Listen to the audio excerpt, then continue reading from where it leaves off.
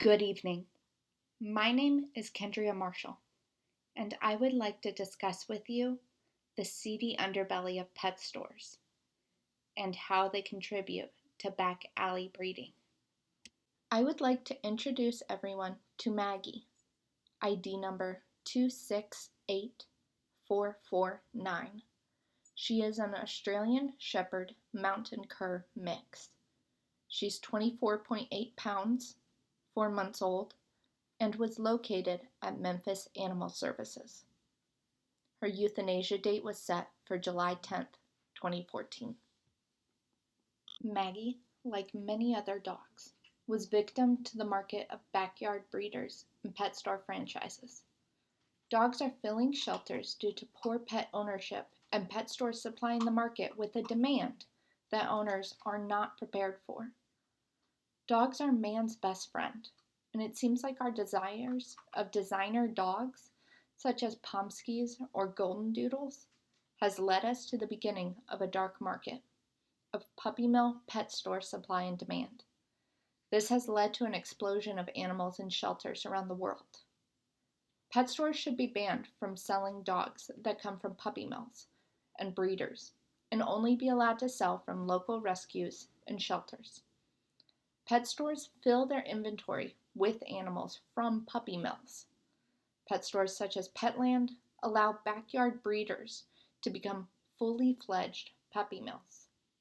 According to the American Society for Prevention of Cruelty to Animals, or ASPCA, a puppy mill is a large-scale breeding operation that places profit over the well-being of dogs. Mills are the primary source of inventory for pet stores.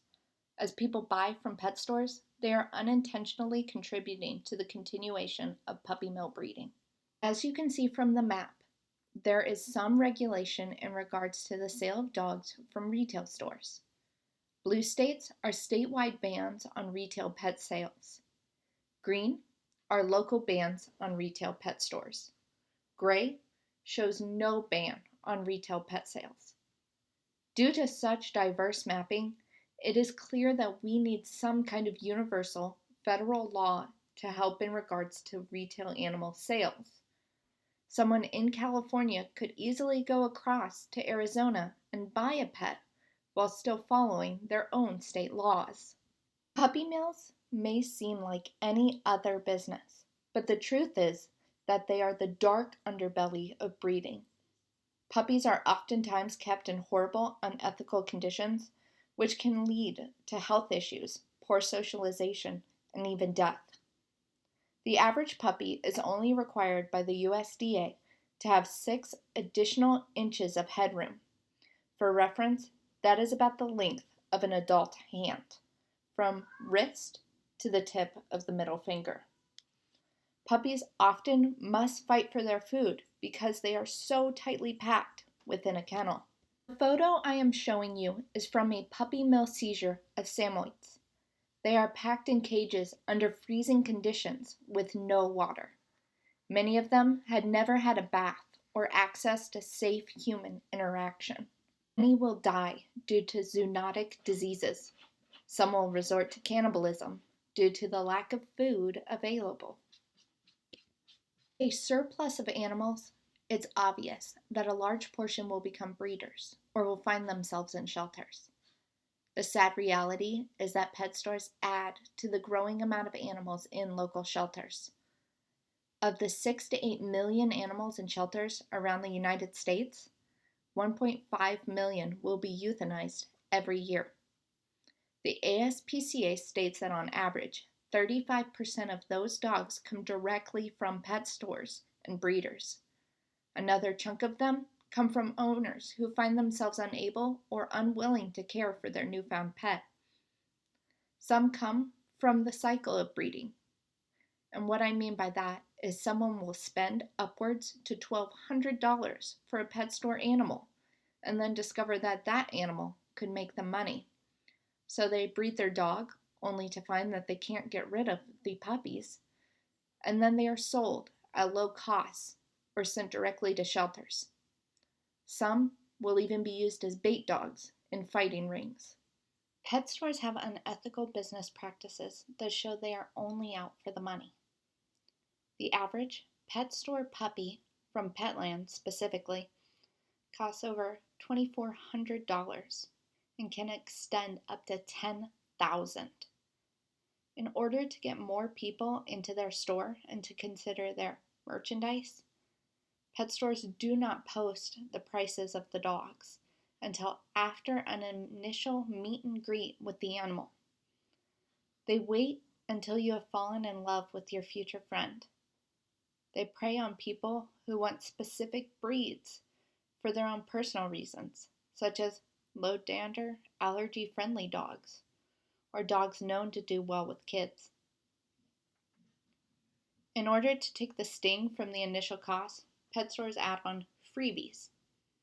These freebies can include a few cans of dog food, a kennel, or an initial vet visit, which is required within the first 5 days.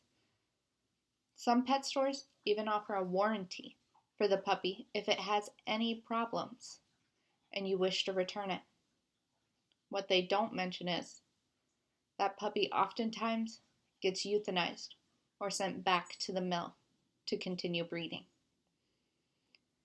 Pet stores are well aware that the majority of people don't have 10 grand sitting around in their pockets. In order to push their shady business techniques, they offer lines of credit for those who cannot put forward the upfront costs. Petland specifically offers a line of credit through Community Bank, which can have an interest rate of over 27%. This can put people in mountains of debt and also make it difficult for people to afford their new animals. In a crisis like the one we are currently in, it is difficult to understand why Petland would do so many shady things. So what can we do? First, we can ensure that we are completely prepared when welcoming home a new puppy. A puppy is a lifetime commitment and should be treated as such. We can adopt from shelters and rescues. Adopting from these locations will stop the supply and demand cycle of puppy mills and pet stores. And for those of you looking for a specific breed, there are rescues all over the country that only deal with specific breeds. If you must adopt from a breeder, please ensure that the breeder is reputable.